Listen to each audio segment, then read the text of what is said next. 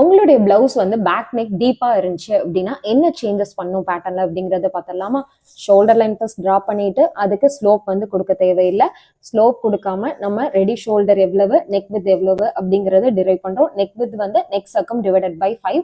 So obviously நமக்கு neck width கிடைச்சிரும். Remaining part வந்து ரெடி ஷோல்டரா நம்ம அசம்ஷன் பண்ணிட்டு எக்ஸ்ட்ராவா சீம் அலவன்ஸ் வந்து ஸ்லீவ் அட்டாச் பண்றதுக்காக கொடுத்துட்டு நம்ம ஆர்ம் ஹோல் லைன் வந்து டிரா பண்றோம் with help of upper chest divided by 6. அதாவது மேல் மார்பு சுற்றளவு டிவைடட் பை 6 போட்டுட்டோம் அப்படின்னா ஆர்ம் ஹோல் லைன் வந்து 3 பாயிண்ட் நமக்கு தேவைப்படும். ஆர்ம் ஹோல் லைனுடைய இடைப்புள்ளி, ஆர்ம் ஹோல் டெப்த் வந்து 1 inch நம்ம கொடுக்கணும். அதுக்கப்புறம் செஸ்ட் சர்க்கம், அதாவது செஸ்ட் சர்க்கம் வந்து டீப் நெக் அப்படிங்கறதுனால நம்ம வந்து ஈஸ் அலவன்ஸ் கொடுக்க தேவையில்லை.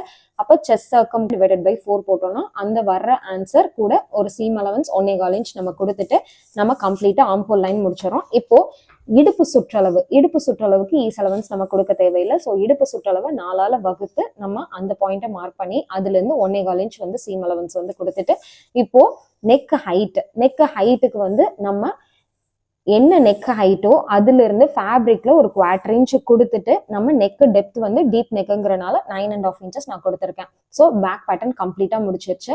இப்போ ஃப்ரண்ட் பேட்டர்னுக்கு மீடியம் நெக் அப்படிங்கிற கான்செப்டுக்கு நம்ம பண்ணணும். அதுக்கு என்ன சேஞ்சஸ் பண்ணும் அப்படிங்கறத அடுத்த ரீல்ல பார்க்கலாம். தேங்க்ஸ் ஃபார் வாட்சிங். டாடா.